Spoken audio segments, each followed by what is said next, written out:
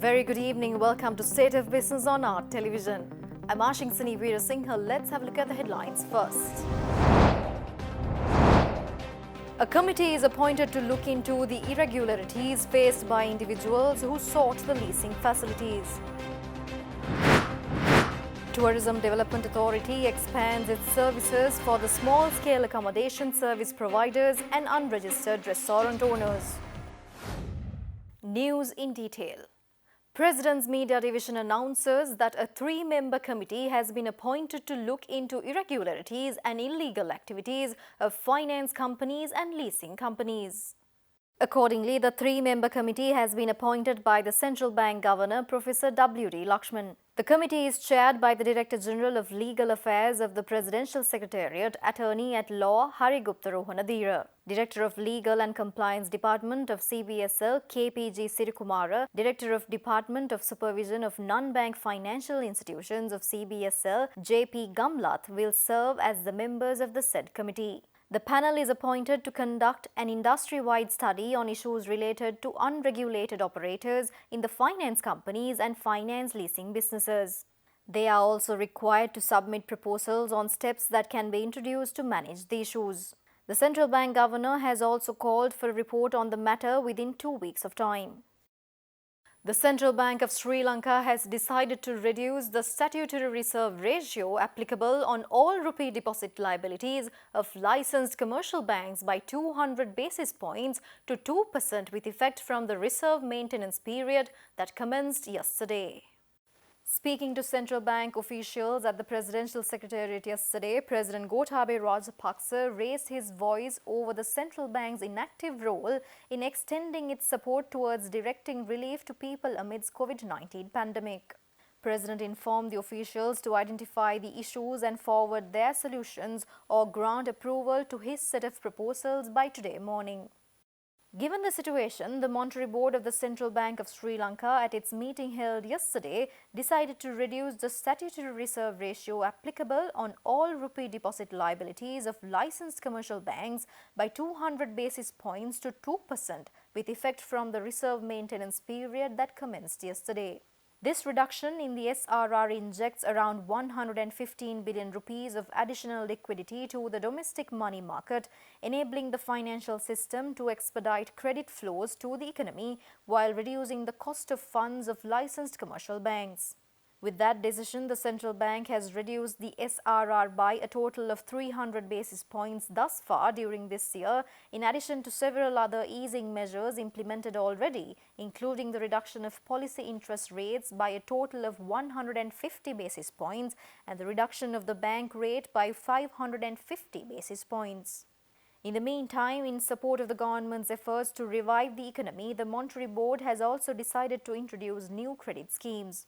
Accordingly, in addition to the already disbursed 27.5 billion rupees under the refinance scheme introduced on 27th March this year, the central bank will provide funding to licensed commercial banks at the concessionary rate of 1% against the pledge of a broad spectrum of collateral on the condition that licensed commercial banks in turn will on-lend to domestic businesses at 4%, while ensuring the greatest possible distribution of this facility. This scheme, along with the existing refinance scheme, will provide 150 billion rupees in total to the businesses affected by the COVID-19 pandemic.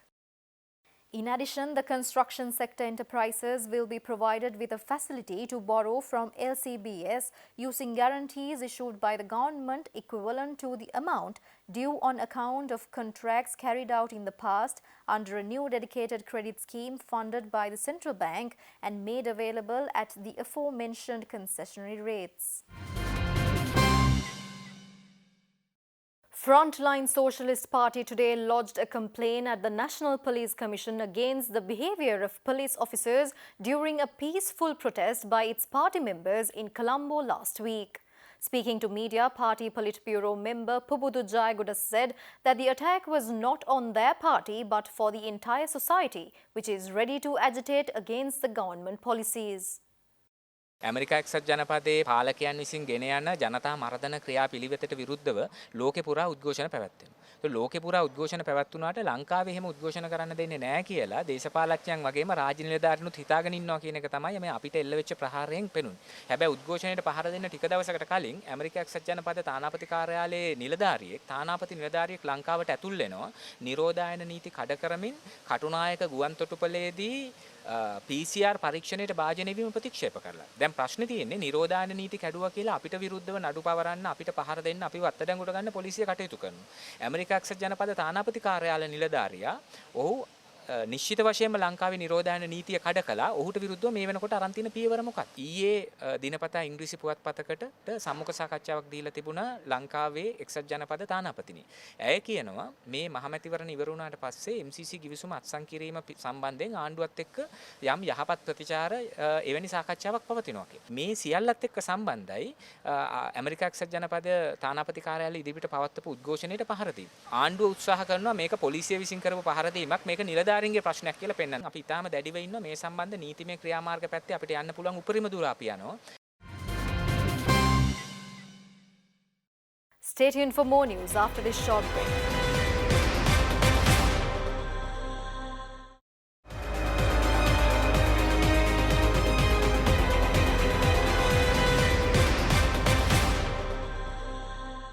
Welcome back after the break.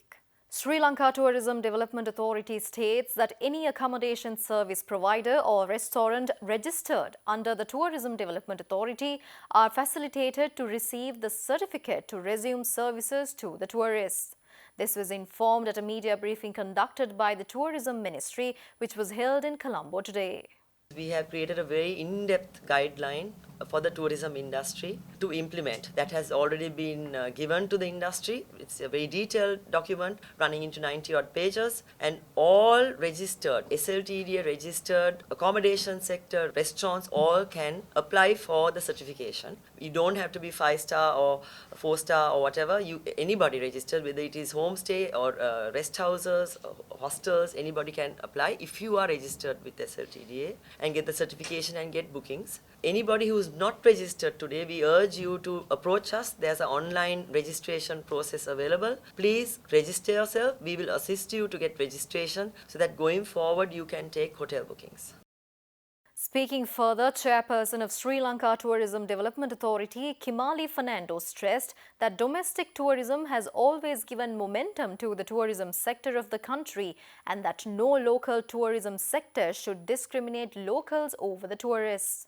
Already domestic tourism has started. As you would see, a lot of hotels have already advertised. There are credit card promotions and so on. We want to thank the citizens of Sri Lanka. The domestic tourism has always supported Sri Lanka tourism. Even after the Easter Sunday bombing, it is domestic tourism that actually supported our industry. And I look to all the hoteliers and some very few institutions who discriminate against Sri Lankans, who say foreigners only and sites. Remember, it is the Sri Lankans who supported us always last year during this thing and even this year. And there are certain establishments in our country who still have foreigners only policy. In some areas, I have personally taken action on these people. I urge those people not to repeat that mistake they have made, and they have no right to discriminate Sri Lankans. And we thank all Sri Lankans for supporting us. As per a new study, it was revealed that early humans living in Sri Lanka 48,000 years ago crafted tools from animal bones and used them to hunt animals, representing the earliest evidence of bow and arrow technology outside of Africa to date. Thus, lecturer in the Department of History and Archaeology of University of Sri Jayawardenepura, who was a part of this research, explained how the modern human being adapted to the rainforest context away from the African continent. A research carried out by local and foreign researchers revealed that early humans living in Sri Lanka some 48,000 years ago crafted tools from animal bones and used them to hunt monkeys and squirrels. This represents the earliest evidence of bow and arrow technology outside of Africa to date. Furthermore, researchers released a study analyzing monkey and squirrel bones found in the Pahiyangala cave in Sri Lanka, and the research revealed that early humans hunted them. This cave is also the site of the earliest fossil appearance of Homo sapiens in South Asia. In the meantime, a recent study into prehistoric cave dwellers in Pahiyangala found that 48,000 years ago, these ancient humans adapted to a different environment away from the coastal conditions in Sri Lanka for the first time in human history after leaving the African continent. Within our discovery, we discovered how modern human marched towards to the Asian context, and here we observed, understand, first time modern human bow and arrow technology within our context. This is the very first time after the Africa, according to the archaeological information. So modern human first established within the Sri Lankan coastal belt. So due to many reasons, so he marched towards to the inland. So within our research, we try to understand how modern human adapted to the rainforest context. So within this research, we understand with using our archaeological materials which we found within our excavations, so how modern human adapted to the rainforest, because previously he used different strategies and technologies to hunt and to survive, but within the rainforest, so they don't have the previous things, the fauna which they eat and which they had, but within this context they had new things like kind of monkeys and the small squirrels and kind of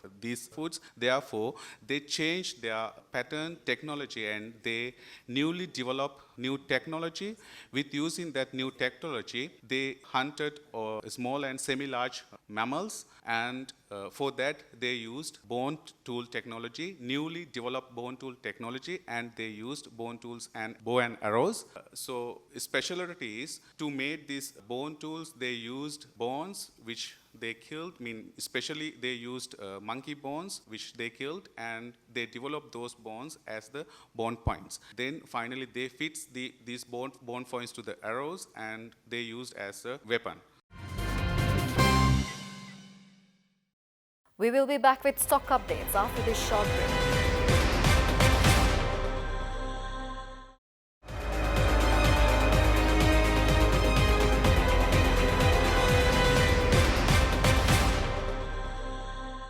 Welcome back after the break. Trading at Colombo Stock Exchange ended on a positive note today. The all-share price index gained 42.68 points to close at 4,958.24, and the S&P SL20 gained 41.99 points to close at 2,121.11. The turnover was 2.1 billion rupees and over 80 million shares were traded. Up next are forex rates.